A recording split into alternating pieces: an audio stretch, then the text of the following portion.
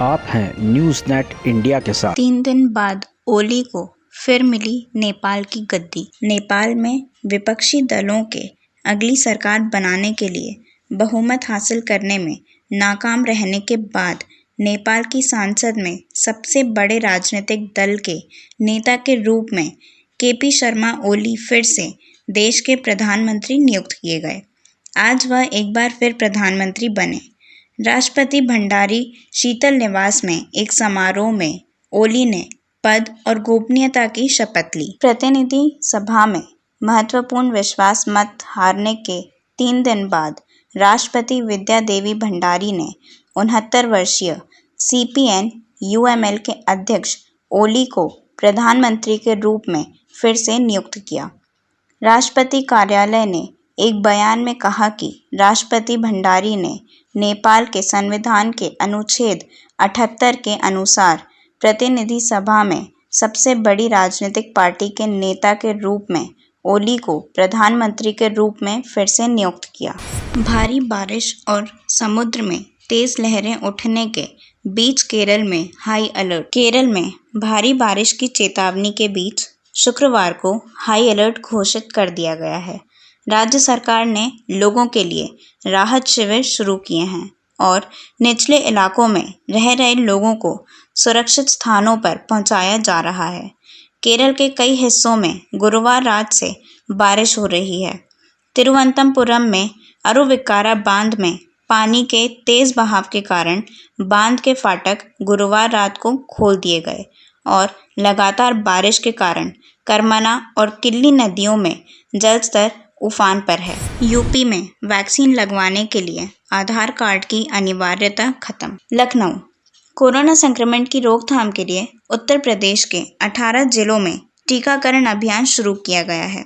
इस बीच योगी सरकार ने कोरोना वैक्सीनेशन को लेकर अपना एक फैसला वापस ले लिया है।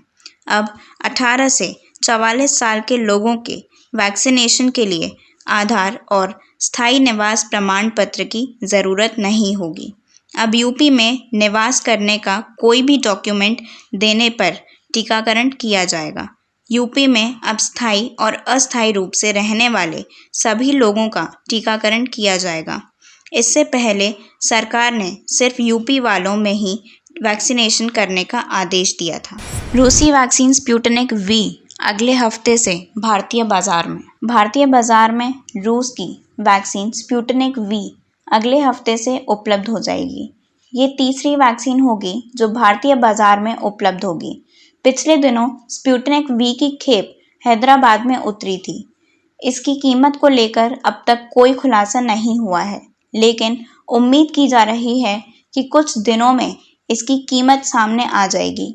नीति आयोग ने गुरुवार को जानकारी दी है कि रूस की corona vaccine Sputnik V Bharat आ रही है। नीति आयोग के सदस्य डॉक्टर VK पॉल ने कहा कि मुझे यह कहने में खुशी हो रही है कि हम आशान्वित हैं कि अगले हफ्ते से स्पुतनिक V बाजार में उपलब्ध होगी। उन्होंने कहा, हम रूस से आई हुई तय मात्रा में स्पुतनिक वैक्सीन की बिक्री के अगले हफ्ते से शुरू होने की आशा करते हैं। उन्होंने कहा कि आगे भी सप्लाई को लेकर प्रयास जारी रहेंगे। स्पुतनिक वैक्सीन का उत्पादन जुलाई से शुरू होगा। ऐसा आकलन है कि उस समय वैक्सीन की 15.6 करोड़ डोज बनाई जाएंगी। मध्य प्रदेश में मीडिया कर्मियों व उनके परिवार के सदस्यों को बड़ी राहत। मुख्यमंत्री श्री शिवराज सिंह चौहान ने कहा कि पत्रकार साथी दिन और रात अपने कर्तव्य का निर्वाह पूरे समर्पण और निष्ठा के साथ कर रहे हैं। हमने ये देखा कि जनता तक जानकारियां पहुंचाते पहुंचाते अपने पत्रकारिता के धर्म का निर्वाह करते करते कई हमारे पत्रकार साथी भी संक्रमित हुए और कुछ का दुखद स्वर्गवास भी हो गया। इस समय जरूरी है कि ऐसे सभी मित्रों का जो कोविड की बीमारी से संक्रमित होते हैं उनका इलाज ठीक ढंग से हो जाए। मध्य प्रदेश में अधिमान्य और गैर अधिमान्य पत्रकार साथियों के पहले से ही पत्रकार बीमा योजना के अंतर्गत इलाज की व्यवस्था है। सिंगापुर में लगा 1 महीने का लॉकडाउन, कोरोना का बढ़ता कहर। सिंगापुर में कोरोना के बढ़ते मामलों को देखते हुए सरकार ने वहां पर 1 महीने का लॉकडाउन जारी किया है। सिंगापुर में 16 मई से 13 जून तक लॉकडाउन रहेगा। इसी के साथ सिंगापुर में कड़ी पाबंदियां लगाई गई हैं। लोगों के इकट्ठा होने पर और जन गतिविधियों पर पाबंदियां शुक्रवार को कड़ी कर दी गई हैं।